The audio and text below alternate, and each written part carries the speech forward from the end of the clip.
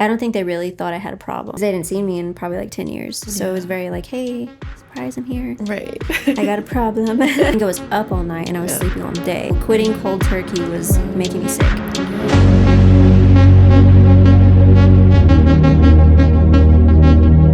This is the Atomic Souls Podcast.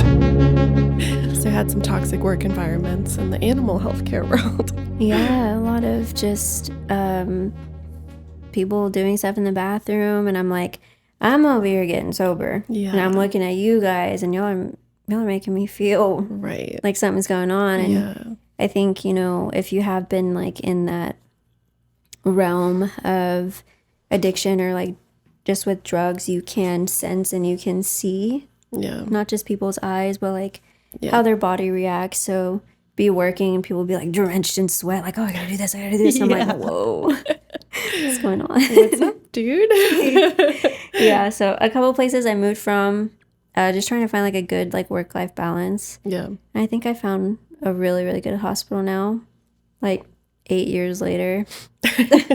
Yeah. Same. I had to make my own in the human healthcare world. Yeah, you had to build your own thing. You said, I'm going to just go ahead and do it. I love that. So I'm glad you found somewhere that you like and believe in. It was a journey. It really was. When I came here for counseling, I think it was like 2 years ago, maybe. Yeah. I had a couple of sessions with you.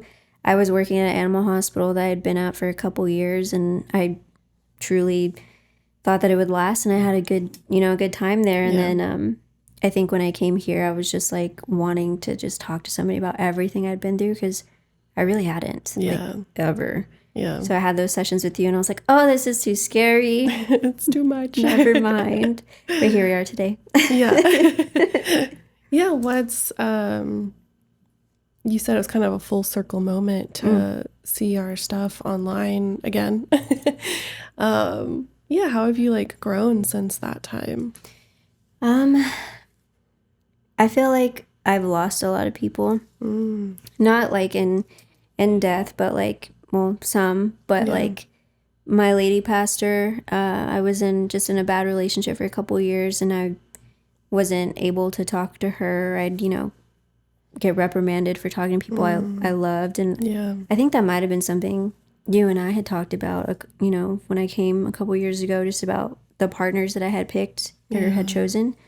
So she moved to Tennessee, and she'll come and visit, but like in a way there's distance now because of other things that I let, slip through the cracks that I thought were worth fighting for. Yeah.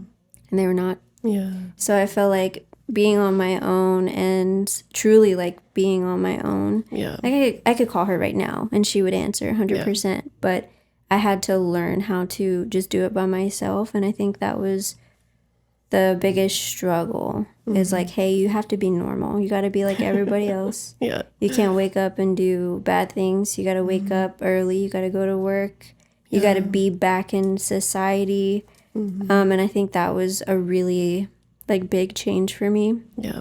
Because I might have still have been like drinking and doing things that probably weren't the best for me, but I was still like getting up and trying to be responsible. Yeah. And I think through all of that, I met better people for me and better people that like helped me understand like what I was struggling with during that time. Yeah. They would point out like, hey, you're probably not supposed to be drinking this much. Like you need to stop, or, things like that. And I would have like conversations with friends, and they would hold me accountable. Yeah. So it was multiple people that wanted to see me do good, as opposed to just my lady pastor. Yeah.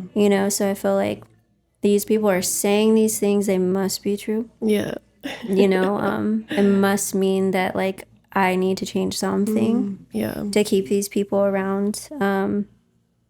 And I finally was able to have my dog back. I think that was a really big one. Yeah.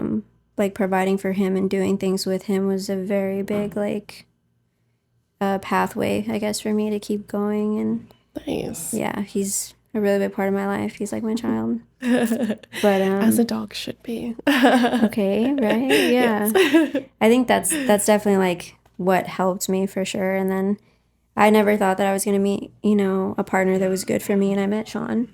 Nice. I'm going to cry. Hold on. Oh, yes. I was telling him today, because when I had the therapy sessions with you, we were talking about like my past partners, and you were trying to like uncover like, what is this thing that I'm choosing? Is it something I saw growing up, or is it,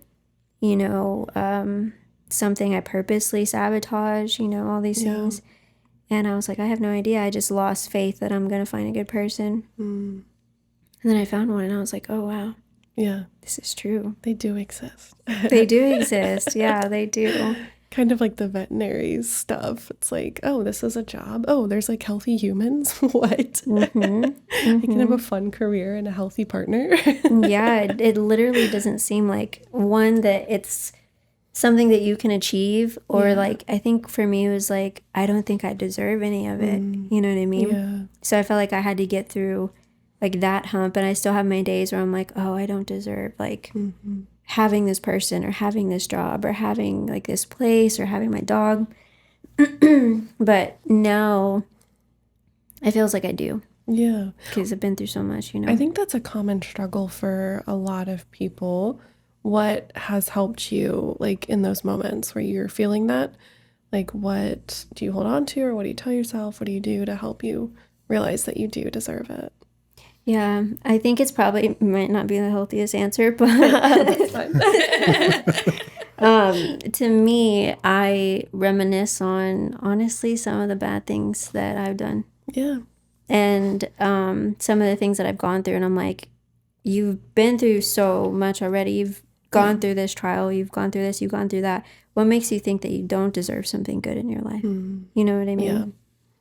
Or talking to my lady pastor has helped. Sometimes even talking to my mom, I'm like, Mom, I don't deserve, like, if I'm really, really down, I'll be like, oh, I don't deserve like life or this opportunity. And she's like, you probably deserve it like more than anybody. You've fallen, you've gotten back up, you've done this, you've fallen down again, and you keep going. So she was like, why do you think that you're not worthy of a good life? You know what I mean? And I had to get through that in like segments, it wasn't like, oh, I wake up one day and I'm like, I deserve everything. I'm in a manic state and I deserve everything. It was not like that.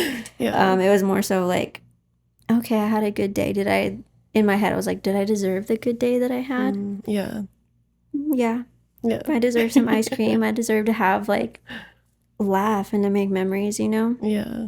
I think being stuck in the mindset of, and I feel like that's kind of what addiction does, or like drugs do too. You are so like heavy and hard on yourself that you think that that's always going to be your life, and it's not. Yeah. It's not. So I feel like that's a really hard thing to overcome. And it, like I said, it was not just a week, or like from wake up Monday to Tuesday and I'm like, oh, I deserve. No, it was years of like making myself understand that I can be happy and I can have good things, and it's not a bad thing. It's not something you should feel like bad about, or people doing good things for me. That was one thing that was really hard. Yeah.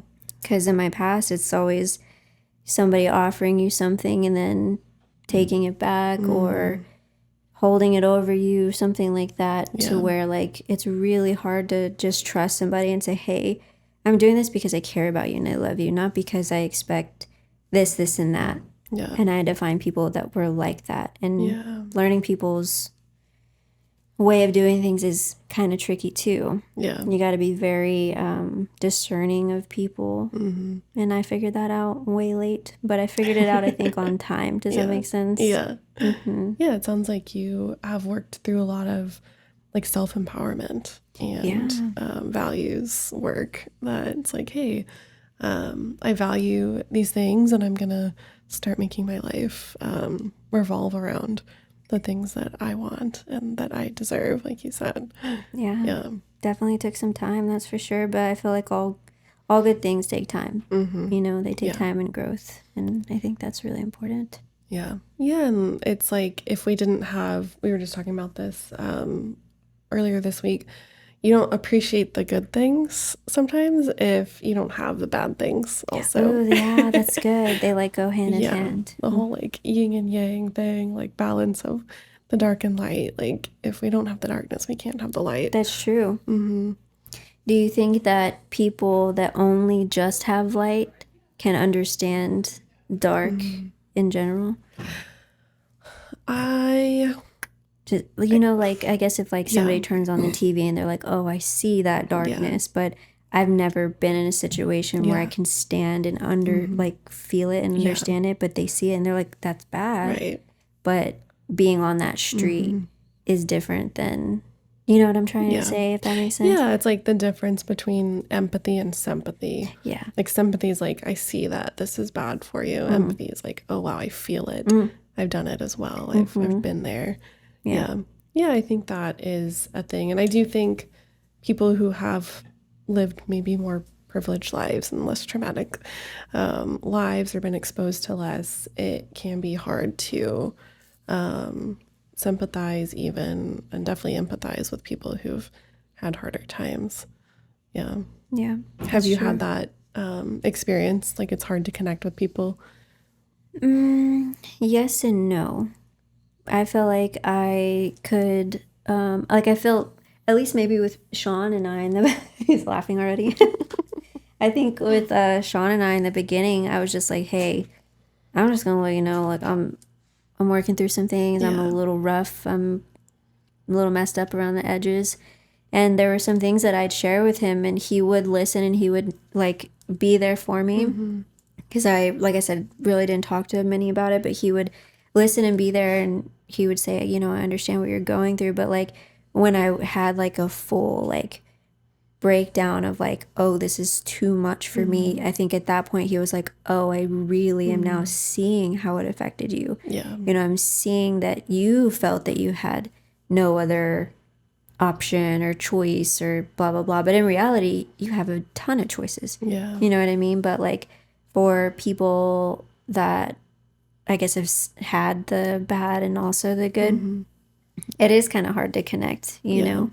And I think that's why it's been kind of hard, like finding good people that do understand you, maybe have been through the same thing, and then you guys be good for each other after. Yeah. You know, like... Yeah, because there's trauma bonding, and then there's like healthy bonding. And not like influencing each other to be like, oh, well, I had a bad day at work. Let's go do something bad because you used to do it and I used to do it.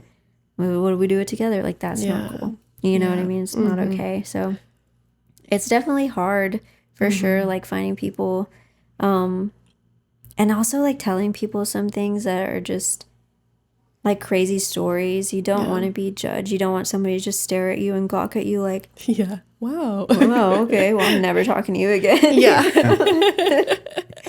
So that's definitely been a struggle, but I found some really, really like good people that I feel like there are some people that I feel like are similar to me and I do try and keep them at a distance. And Sean does tell me the same thing, like, hey, you shouldn't hang around them so much because they're so similar to me. Yeah. But I love like them, you know, so it's going to be like a really good balance between both. But I have had some trouble, but I'm learning like how to guide people or like how to guide relationships, I guess. Yeah, I think we're always learning also. Like it's hard to know. It's a common theme is like, can I trust myself and can I trust others? And it's, I see that quite often. Yeah. I'm curious how you found, because you said you like moved to Austin to get sober. Like what did you do? Like you just moved here and started working? Did you go to treatment, 12 steps, like cold turkey? Like yeah, that's a good question. So when I first moved here, I was sober and I was living with my dad, but I actually was like, I was doing a lot of drugs in Lubbock to the point like when my dad was picking me up from the airport because I took a plane. I was up in the altitude and I was still probably detoxing or fucked up. Fucked up basically. And the altitude made it so much worse. And I was just like, oh, I know I'm tweaking. Like I know these people are thinking I'm super weird. And I could feel like people staring at me like on the plane. I'm like, but maybe that's my paranoia. Right. You know? Maybe I'm just fucked up. Yeah, exactly. Then I get to Austin and shadow people. Yeah, literally like there's shadows everywhere. And everybody's just like sleeping on the plane. Yeah. I was like, man, I wish I could just go to sleep. Yeah. The longest 1 hour flight of your life. Literally, I thought it was like 6 hours. I was like, oh, Austin's this far? No way. But I got here and my dad and she's now my stepmom, but at that time they were, I think, engaged. Okay. And she was a really great lady, but I truly was probably 1 day sober. Yeah. Because just getting on that plane spiked everything and I felt like it was just running through my system again. Yeah. I wasn't hungry. I wasn't drinking. I was like probably 80 pounds. Wow. And now I think I'm like 100, which I mean, it's not a big difference because I'm small. Yeah. But it made a big difference. Yeah. Okay. And I spent a whole month. I don't think they really thought I had a problem. Because they hadn't seen me in probably like 10 years. So it was very like, hey, surprise, I'm here. Right. I got a problem. So I was just like sleeping all night. Or was it reversed? I think it was up all night and I was sleeping all day. Yeah. That's what it was. And she was doing her best to, you know, understand. Because I was on the hard stuff. So quitting cold turkey was making me sick. Yeah. And she was, you know, just giving me fluid. She was cooking me soup. She was doing everything. She was amazing.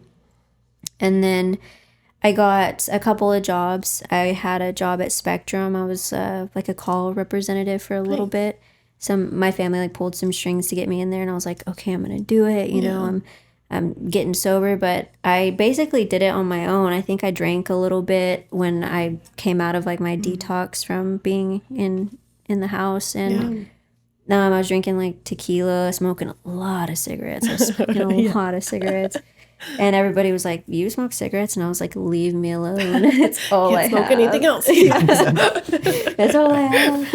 And they're like, you're so like little. And I'm like, no, you don't know. Yeah, I smoked a lot of Marlboro Reds when I first got here. Classic. Caffeine and nicotine. Literally, that's all I lived off of. Like it was just something to like feel something. You know what I mean? Yeah. And then I came across a friend who I did go to school with. We were in choir together back in Lubbock, Texas. But she, at that time, was going through something with her eyes. She was like partially blind at that time. And then when she contacted me, we were already a couple years out of high school, and she was like, oh, I live in Austin. And I think back when I was in Lubbock, when I was getting into drugs and things like that, I met her and we swapped substances for another thing. So she had known that I was kind of like in that like world. Yeah. And she had hit me up and was like, hey, are you still in Austin? Do you still do these things? And I was like, no, I'm 89, you know, days sober, counting every single day.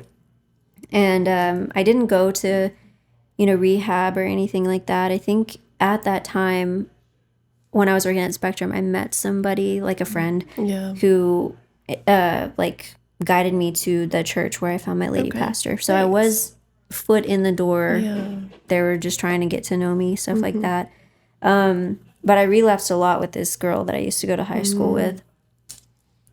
And when I met her, she was full on blind. Yeah. Wow. Yeah. So she couldn't see anything. And when we would... In full addiction, fully blind is wild. Okay. And I told her, I was like, how? Badass. Yeah. I was like, can you walk me through like, what you're doing? Right. So she did, and I shouldn't have asked because this was me like biting myself in the butt, you know, asking somebody something I shouldn't be asking.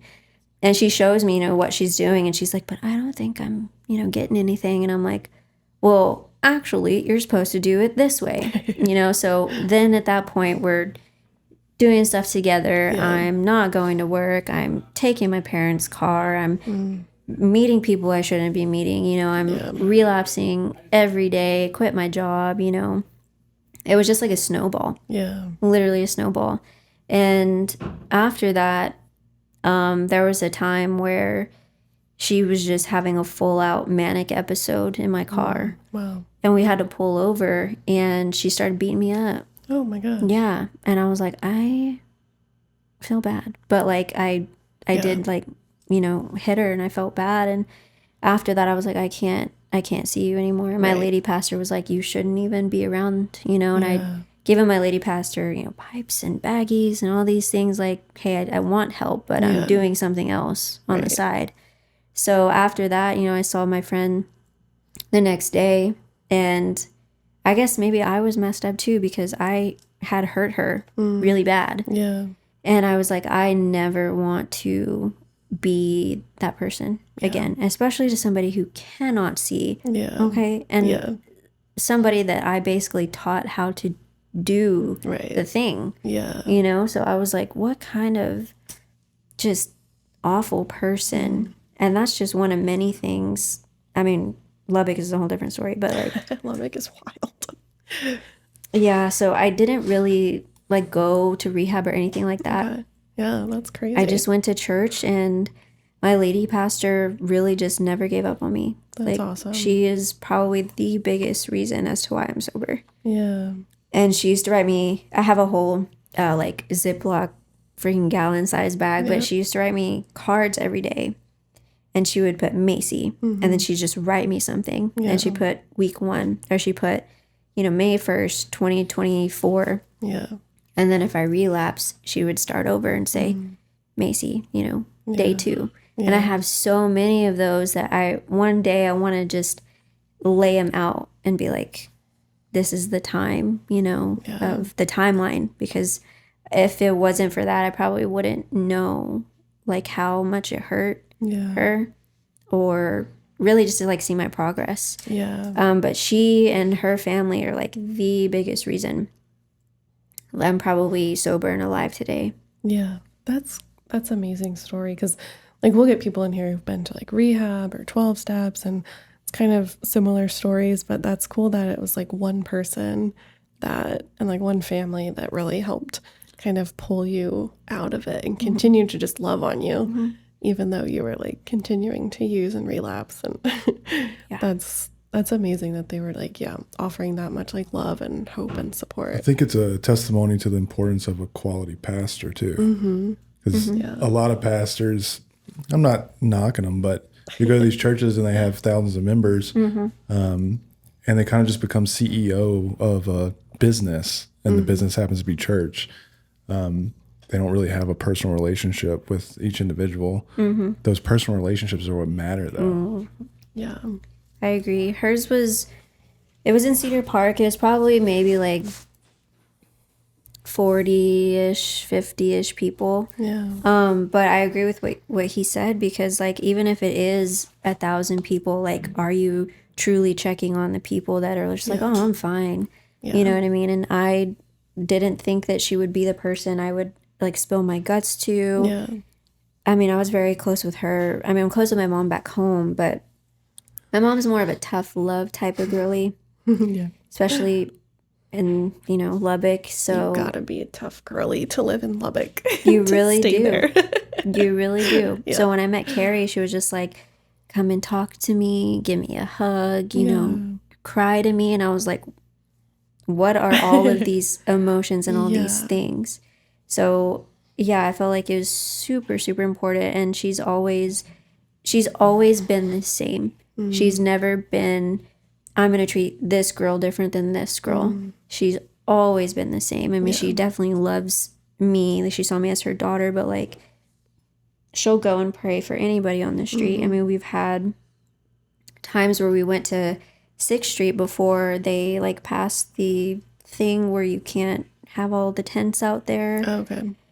It was a couple years ago, but 6th Street was, you know, lined up with tents, and we had bodyguards and everything because people were pulling guns out on us and stuff just for praying for them. And she herself is just a very, very just wholesome, loving person. And I do talk about like the church aspect of it, because without her, I wouldn't know stories in the Bible. You know, I wouldn't know some of my favorite verses that I don't study the Bible all the time, but like there are things that I do take from there because I was struggling really hard. Yeah. And I was like, you know what? Or she would send me something and I'd read it and I'd be like, oh, okay, that really did help me a lot. Yeah. Because I may not have like faith or hope in myself, but this verse is telling me that something greater does. Yeah. And even if it's not Carrie today, it's something else. But her family, they helped. They never really strayed away from me, even when I was being a little turd and I was making stuff hard. They were always still there. It's really important. I feel like if we had more love for people and more understanding of people that are going through tough times, not, oh, well, you relapsed, don't want to talk to you again. You know, like if we just had faithful people. But it's also hard because people don't want to get trampled, you know. They don't want to. I give my time and my love and my effort to you to see you get better. And then you just do the same thing. So it really takes like a strong person to truly just be there and just love them through it. There's this movie with Mila Kunis. It's called, I think, like 3 Days or like The Next 3 Days. And she is an addict in that movie. And me and my lady pastor were going to watch it. We were like, oh, it's too emotional. It's too real. It's too real. We can't. But that movie, I might go home and watch it today. But I'm going to have to watch it. It looks so good. But it actually shows even The Beautiful Boy. Have you seen that one? That's a really good one too. That one is hard to watch. Very hard to watch, but it shows you just how hard it is, like being the other side of the family and loving somebody. But I'm definitely grateful for her because I would not have met him. I would have not stayed in Austin. Probably would have been in jail or something. So who knows? I mean, she definitely saved my life. That's awesome. It sounds like she was displaying like that unconditional love from like God that they talk about in the Bible. And so you experienced that, like you said, like even, you know, kind of not living in your values and like relapsing and stuff like that. She was still there and like, hey, it's okay. Like here's some Bible verses and support and love and going out to spread the word to the homeless and praying for people. Like that's truly like, like they're pulling guns on you. Like they're not thanking you for being out there usually. And they don't want you out there. You know? It's like that's unconditional love. And it sounds like that was really modeled for you. And it's hard, like you said, like our parents don't always give us unconditional love. Like it's hard to be a parent. And so that's awesome that you're able to find someone that has given that to you and been there to like support and guide you. Not just like, because there's loving someone and having empathy that can be toxic, but it sounds like she continued to guide you to like the right direction to like improve your life and get you on the right track. I mean, one day I showed up with like tattoos on my hands and like my face piercings, and they were like, okay, anyway. You know, they were just like, whatever you're doing, whatever. Still love you. You know what I mean? It wasn't like oh my gosh, you're going to hell because of this and that, you know? Oh, my parents like still have a tattoo removal fund, is what they call it. 35. Highly successful.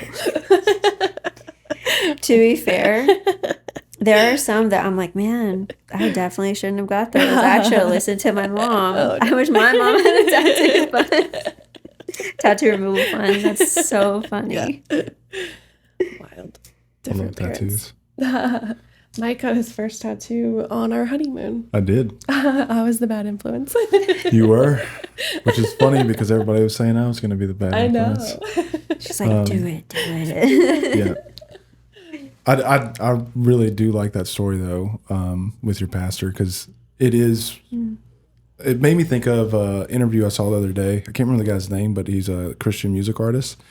And he's talking to a bunch of kids and everything, and one of the kids asks him, you know, when did you know that this is what God called you to do? And he's like, oh, that's easy. It's not. And they were like, what do you mean? He's like, God didn't call me to be a musician. And let me explain to you why. If he did, let's say I get, cancer in my throat, or I get in a car accident, or whatever the case is, and I can't perform anymore. So does that mean that I just have nothing that I can offer to the kingdom of heaven now?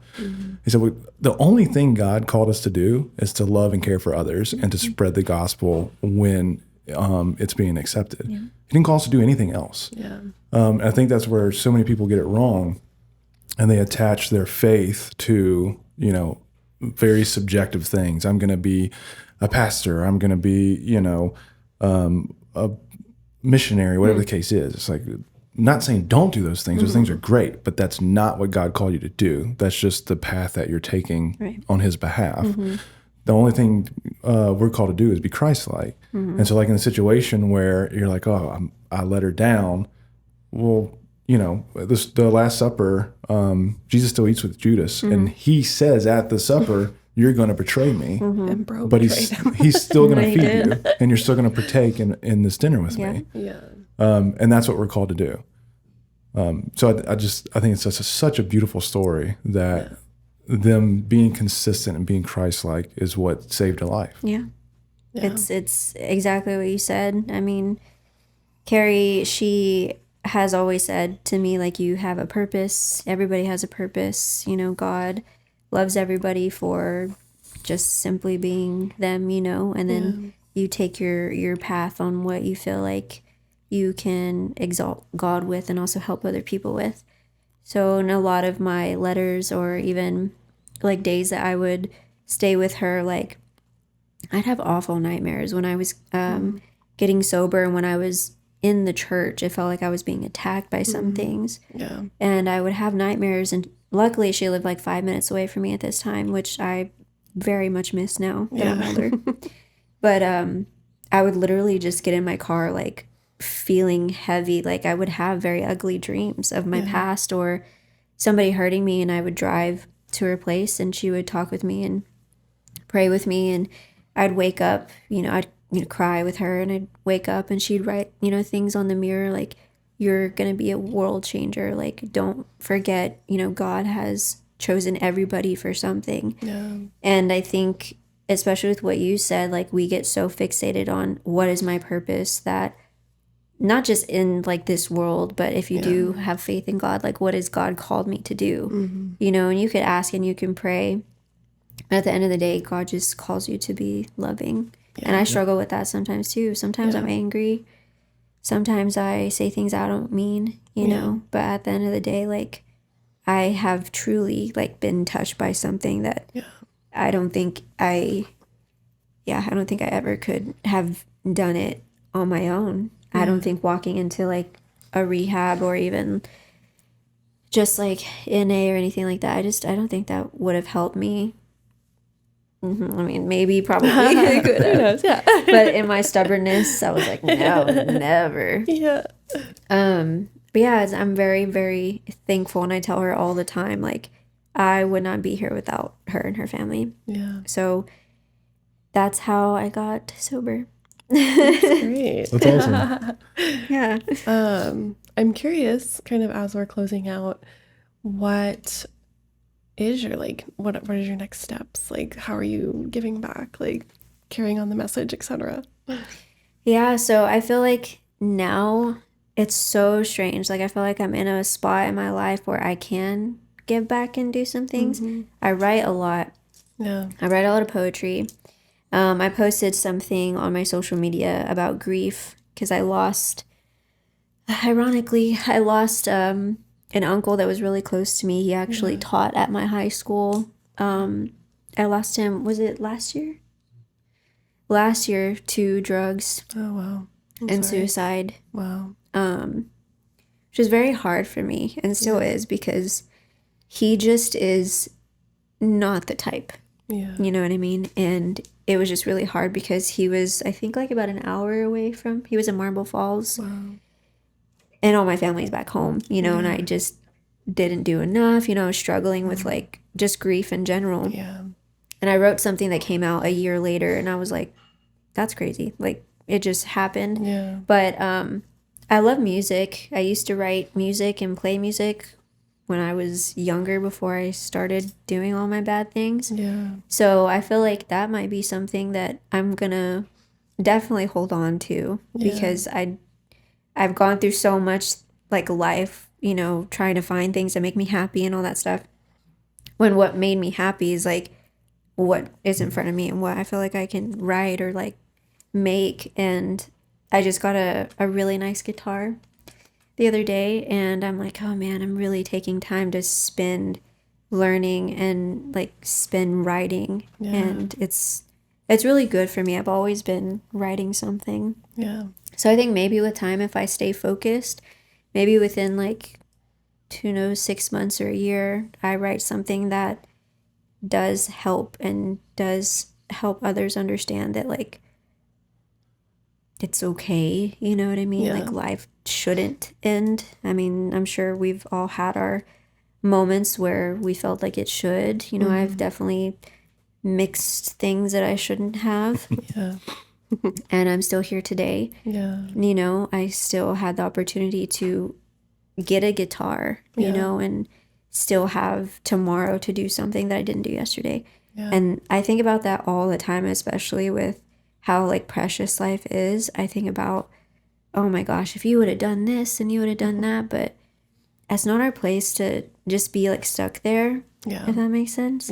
Keep going. So I think, you know, my thing going forward is just continuing to write. And if I do share poetry with others, they find something in it, or music with others, they find something to hold on to, because it would be very, not just rewarding for me, but I would just be like, I know I did something. I just like carry with me, you know, like I know that this did something for you and you're still here, you know, and I want it to be for good and not for my own benefit. You know, I think that's the thing I was telling Sean that has stopped me from putting stuff out, because I get super nervous about society and society making you look a certain way because you're a girl, or, you know, just all kinds of stuff that I'm like, oh, I don't want to do that.